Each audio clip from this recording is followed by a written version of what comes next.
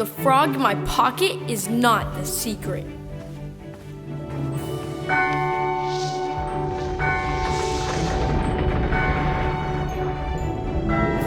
This is... Whoa! The Chime Travelers journey began, now it's almost 10 years ago. I was with my nephew, his name is Patrick, in his backyard in Mississippi. We were having a long conversation about all kinds of different things.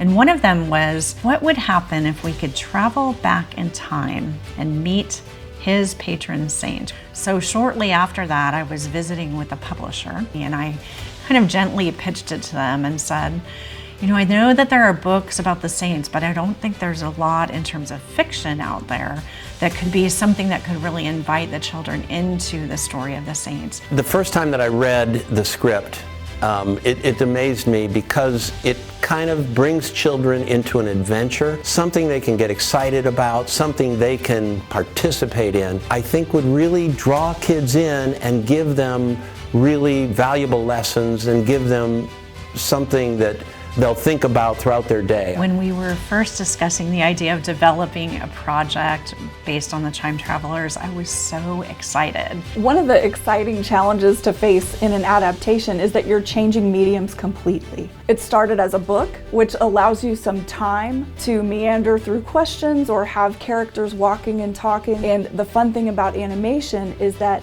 we got to figure out how to cut to the action while maintaining the depth of the show itself and what they're talking about. I had to go back into the books and re-envision a lot of stuff and how I can show more rather than necessarily describe or say or describe a thought or describe an emotion. You just have to show it. Most of the time you do that by, you know, the attitude of the kids. You use music as well as sound effects, certain comedy type of instances that help convey a certain thought or an attitude. And then in some cases, I had to adapt the story and make it slightly different from the book to be able to make it work, to have a resolution within the time period that we had. They've really captured the sense of humor and spiritedness about these characters. Katie and Patrick are twins. They're the two eldest children of the Brady family. So you've got Dr. Brady, Mrs. Brady, Katie, Patrick, and their little adopted sister, Wahong. When you're designing a character, a lot of the first designs end up in the trash bin. You draw, you sketch, you're sending back and forth ideas with your team. It's like a sculpture. You know, you're working on it until you start going, okay, there it is, now I like this. And then before you know it, you've got one character, you go, oh, this character works. Let's do an animation test.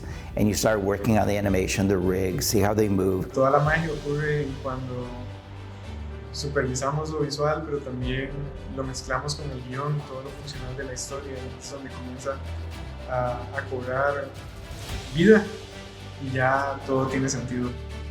This series is, in a sense, science fiction. And so you have this illustration of time travel. We call it Chime Travel because the time travel actually happens and is motivated by the ringing of bells. And that happens a lot around schools and churches and places like that.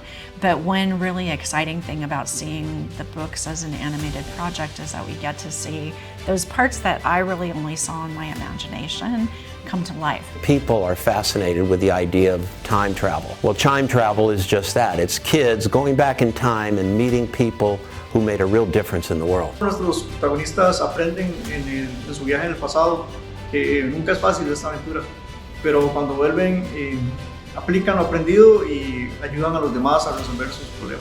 One of the things I love about the project is that when the children jump into the sci-fi and they time travel, the person they're meeting to go back in time to visit with is a saint. And in my heart, it feels like every episode has its own patron saint. Like whatever is the theme, whatever is the character trait they're learning from that person, that very saint gives it sort of a blessing, like their own arms wrapped around it in a big hug.